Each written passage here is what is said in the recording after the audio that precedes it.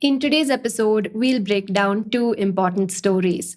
First, we'll talk about the unfinished broadband project, and then we'll talk about the flip side of India's power problem. Welcome back to the Daily Brief by Zerodha, where we cut through the noise to help you understand what's actually happening in the most important stories from business and markets. I'm your host Akshara, and today is Wednesday, 1st July.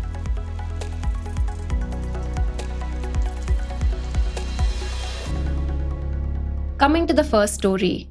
Back in 2011, the government set out on an ambitious project to give telecom operators and internet providers an open, shared connection point in every part of the country. So it had approved the National Optical Fiber Network, later named BharatNet, and this would connect block headquarters to gram panchayats through fiber optic cables, enabling connectivity and internet-enabled services in each village. 15 years on, the program is still unfinished, and the cabinet has been trying to course correct.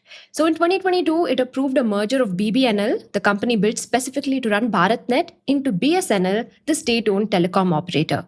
The formal amalgamation took years to complete, but came to a close in May-June 2026. But what's the government trying to do? Did it work? And if not, why? And what does that mean for the project ahead? So when you use the internet on your laptop, data is reaching you through a chain of cables. At one end is the global internet, and at the other end is your device. In between are layers of physical infrastructure, thick cables running between countries, thinner ones between cities, and then those that run to individual homes. Now, much of that chain was built by private telecom companies, but naturally, they only built these chains where it was commercially profitable, in urban areas with dense populations, decent incomes, and short distances between customers. That's where the economics worked best. Villages were a different story. With sparse populations spread over large areas, laying cables there came with high costs and low returns. So private operators had little reason to fund such a build-out. BSNL did lay some fiber optic cables in rural areas, but it usually ended at the local telephone exchange. And from there, the connection to someone's actual home ran over the old copper telephone wire used for landline calls, not fiber. Now, a copper wire carries weaker signal than fiber, which gets even weaker the further it travels. So a home close to the exchange could perhaps get usable broadband speeds over copper, but a few kilometers further, the connection would be too slow to use properly. And so by 2011, most homes in rural India still lacked a fast, reliable internet connection. BharatNet was the government's answer to that gap. So it would do what the private sector wouldn't: run a network of fiber optic cables from towns into rural India, ending at the gram panchayat. Some of this fiber would be owned by the government, while some of it would run on existing cables borrowed from other companies. So the point of this network was to build the most expensive, unprofitable part, running cables to each village. And it wouldn't actually try to sell internet itself. This is why the connections would stop at the gram panchayat. And to go any further, the government would have to build a retail telecom company that could sell connections to every rural household. That would involve hiring staff, billing customers, and fixing problems door to door across hundreds of thousands of villages. A massive capacity sink. So that job was instead left for private telecom operators, internet providers, and cable companies to handle on commercial terms. So these companies could offer some services such as e-governance, e-health, and e-education directly from these nodes. And they could then decide for themselves whether extending the connection to actual homes was worth the cost. Now, the government approved the project in October 2011. And to actually build and manage this network, it set up a company called Bharat Broadband Network Limited, or BBNL. In its first stage, now called Phase 1, it connected over 1 lakh gram panchayats by the time it wrapped up in December 2017. Especially back then, it was too expensive to lay entirely new cables across the whole country. So the project used underground fiber that BSNL, RailTel, and Power Grid Corporation of India had already laid.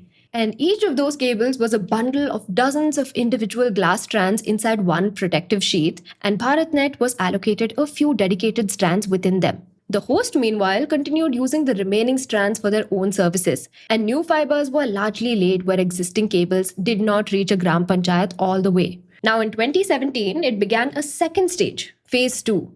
The approach now was wider. States and private companies were brought in to help build the network, and with the internet, these new fibers would mix in radio and satellite links. And to deliver that last stretch of connectivity, Wi-Fi hotspots would be added within each Gram Panchayat. But there was a challenge. BBNL lacked field staff, customer-facing systems, or day-to-day maintenance machinery.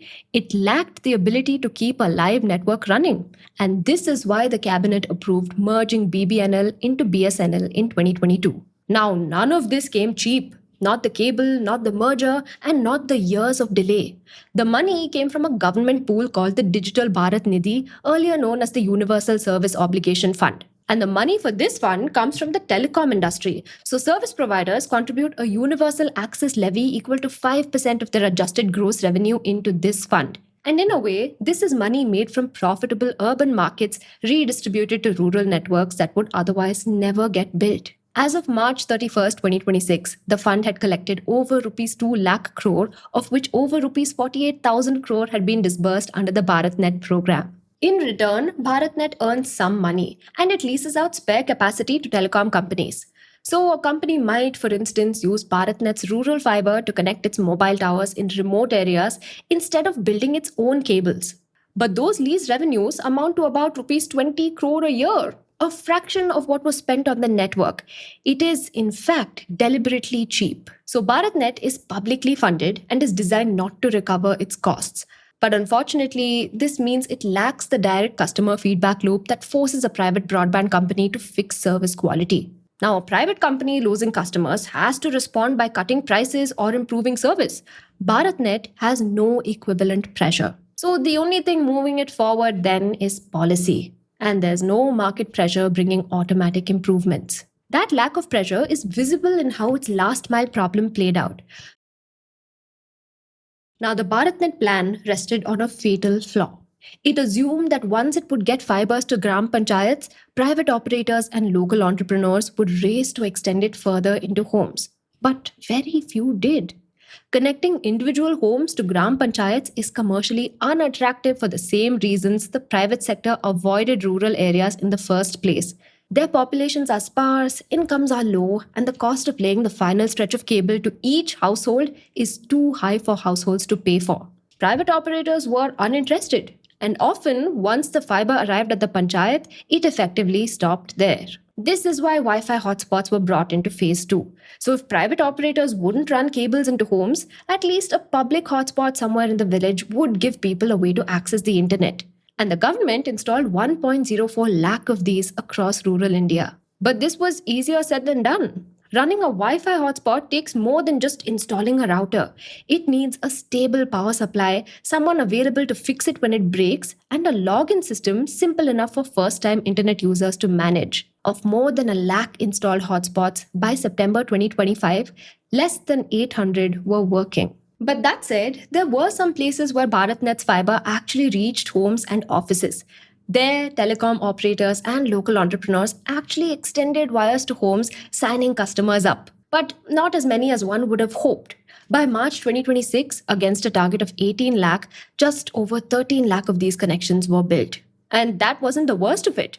Unfortunately, connections alone weren't enough. Only 8 lakh were actually being used. In fact, the trend is getting worse. New active users actually fell from 4.5 lakh in 2023 to under 3 lakh in 2024 to barely over 2 lakh in 2025, even as the government kept spending capital. So in August 2023, the government launched phase 3 of BharatNet, or officially the amended BharatNet program, in the largest redesign of the project since its launch. And this time, it set aside almost rupees 1.4 lakh crore in new spending. So two things changed this time. First, the physical network was redesigned. So the original BharatNet ran fiber in a simple straight line from towns to Gram Panchayats. So if that line was cut anywhere by road construction, a water pipeline project, or just physical damage, the village lost connectivity entirely. And infrastructure projects kept endangering these connections. With phase 3's new design, the fiber is run in a loop instead. So if one part of the loop is cut, the signal simply goes the other way. Second, the program now pays directly for the last mile rather than hoping private operators will build it. So under the BharatNet Udyami scheme, local entrepreneurs provide and maintain last mile connectivity from the village to households, institutions, and enterprises. They receive a one-time incentive for activating new connections and are given a share of monthly revenue to keep services running. And this phase aimed at a massive ramp-up. From only 15 lakh rural households, it targets a tenfold jump to 1.5 crore connections over 5 years. Contracts were soon awarded to build this upgraded network. For instance, Pratap technocrats signed a contract for over rupees 8,000 crore with BSNL for Rajasthan, Haryana, and Assam. Similarly, Tejas Networks won equipment contracts for 7 of the 12 Phase 3 packages, supplying over 50,000 routers across 57,000 gram panchayats. But there was a problem. Many Phase 3 contracts were signed at fixed prices between late 2024 and mid 2025 when commodity prices were lower. But soon, the artificial intelligence boom triggered a wave of data center construction worldwide, which required the very equipment BharatNet did. So the flagship cable grade used for BharatNet used to cost rupees 300 to 325 per kilometer. It is now quoted at rupees 700 to 800, roughly doubling in under 2 years. Only the fixed price contracts left vendors with little room to pass that cost on, and some are now seeking force majeure relief, arguing the cost increase was outside their control. But analysts aren't sure if this would work for simple commodity repricing. Now there's real progress on the program. By January 2026, close to 7 lakh kilometers of optical fiber cable had been laid. Over 2.18 lakh gram panchayats and traditional local bodies were service ready against a target of 2.69 lakh. None of this existed 15 years ago. But the program has missed 4 successive deadlines, and now it's running into a cost shock fueled by the AI boom. So the government now has to decide how to handle contractors caught between the prices they promised and the prices they're actually paying.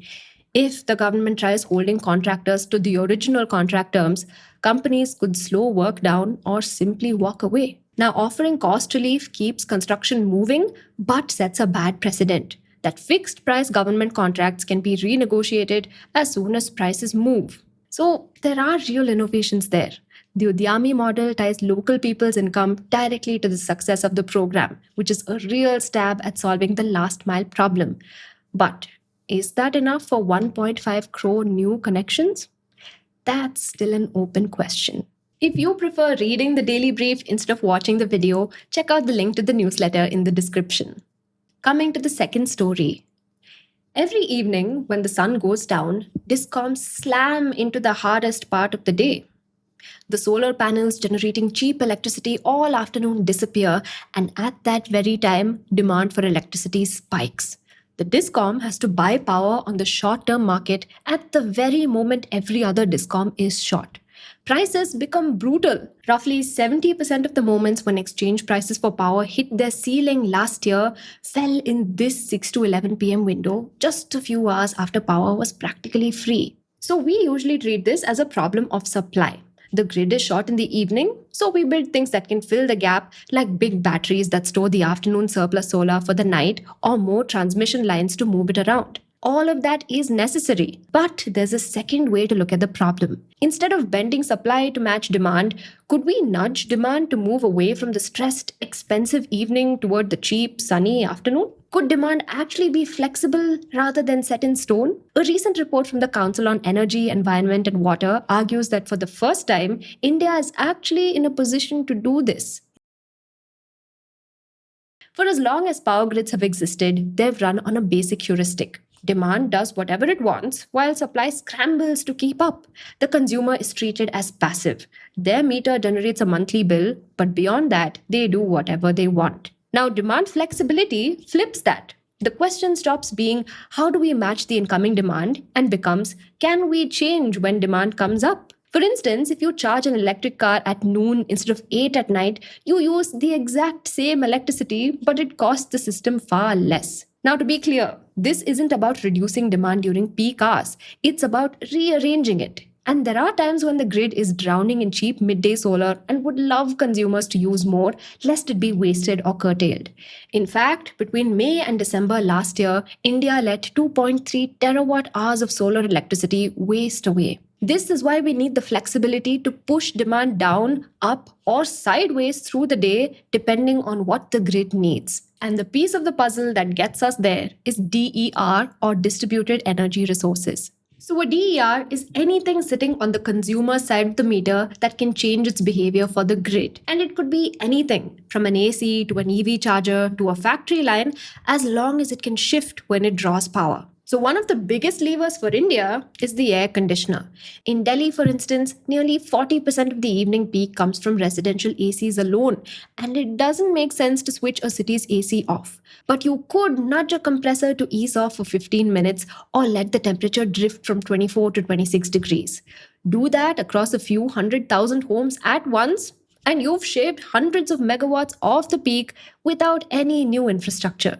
In fact, when the report's authors surveyed Indian discoms, residential ACs came out as the single most promising flexible load in the country. So, how can you do this? You could try market solutions. So, picture a discom that knows tomorrow evening is going to be tight. Instead of bracing to buy expensive power, it can put out a call. I need 100 megawatts less demand between 6 and 9, and I'll pay for it. An EV charging company could offer to push back the charging of a few thousand cars, or a cold store could offer to delay its compressors. They get paid for this while the discom skips the painful peak purchase. Nobody is supposed to do anything. People are simply selling their flexibility. Of course, a discom can't phone a million households individually to put such calls out, but a new kind of middleman can step in: the aggregator. They can bundle thousands of small, scattered loads and offer them to the grid as one dependable block. So if one home cuts AC usage, that's noise. But a few lakh of them, coordinated through software, rival the output of a power station. It's the same trick as an app pooling thousands of taxi drivers into a reliable city-wide mobility service. So the aggregator is, in effect, a new financial intermediary, except the thing it's pooling and selling is the ability to not use power at the right moment. Now, if we're able to make such a shift, the savings could be enormous. Consider a single overloaded neighborhood. A discom watching demand climb has two options. It can spend a great deal of money on a new transformer or substation to handle the few evenings a year when load exceeds its capacity, or alternatively, it can pay local consumers to shave that peak on those handful of evenings. The better answer is obvious. The cheapest transformer is the one you never have to build. In fact, discoms in Delhi and Mumbai, where land for new equipment simply doesn't exist, found this particularly attractive. So, why doesn't this happen already? Part of the answer lies in how discoms are paid. India runs under a cost plus model, so a utility earns a regulated return on the capital it invests, and this creates a perverse incentive. More spending brings more returns. A new substation is a new asset, which brings earnings. Meanwhile, paying consumers for flexibility is an operating cost with no comparable return. And this weakens a discom's incentive to treat demand side measures as a genuine alternative to network expansion. But there are genuine benefits if we can crack it. The report notes that India's need for grid flexibility could grow 5 or 6 times over by 2030. And CEEW's own companion modeling estimates that shifting demand into the sunny hours could avoid something like rupees 14,000 crore in battery and transmission spending. As a society, that's enormously beneficial. But for flexibility to be possible, the grid needs to actually see what's happening at the level of the consumer. It needs data. And you cannot pay someone for reducing their demand unless you can verify that they reduced it, by how much, and when. In other words, we need smart meters. And India has made a genuine start. More than approximately 5 crore smart meters have been installed across the country. But so far, unfortunately, we're mostly using these meters like the dumb ones they replaced to generate a monthly bill. Now, according to the report, the vast majority of discoms still track demand only at the broad state or utility level. There's barely any analysis at the level of the individual transformer or neighborhood. So, if the grid doesn't track your behavior, it can't reward you for changing it. So, for this to really work, you also need trust. Smart meter data is intimate and it reveals when you're home, when a shop opens, or how a factory runs its shifts. If all parties don't trust the data sharing system, it will fail. So, right now, there's no standard way for you to grant permission for a third party to use your meter data. But the India Energy Stack introduced last year is trying to fix this. It's an attempt to build common digital plumbing for the power sector with shared identities for meters and assets and open interfaces so they can all talk to each other. If UPI made payments interoperable, the Energy Stack wants to do the same for electricity data. Now, even when all that plumbing is in place, you still have to give people a reason to move their usage. So, the obvious lever is price. Make power cheaper when demand is low, and behavior should follow. And this is the idea behind time of day tariffs. So, India has been rolling these out with around 30 states and union territories having some version of these. 8 of them extend them to households, although the rest keep it exclusively for commercial and industrial clients. 7 offer a genuine discount during solar hours. But two things complicate the picture. The first is that there's really no single Indian TOD to point to, and each state's regulator sets its own version with different time windows, different price gaps, and different sets of consumers it applies to. For regular consumers, there's just too much conflicting information to keep track of. But more worryingly, there's still limited evidence these tariffs are actually shifting much load in India. A price signal alone is a weak lever.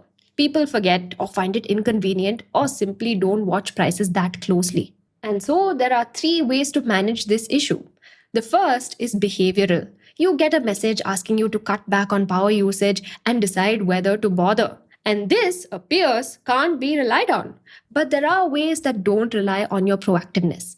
For one, you can make automated adjustments. For instance, you can set your AC to hold between 23 and 25 degrees once, and the device thereafter responds to the grid on its own. Now, this is more dependable. And you can also simply let an aggregator adjust your devices within limits you've agreed to with your consent. And this can make demand the most flexible, but also requires the most trust. The more automated the flexibility, the more useful it is to the grid, but the more faith it asks of the consumer.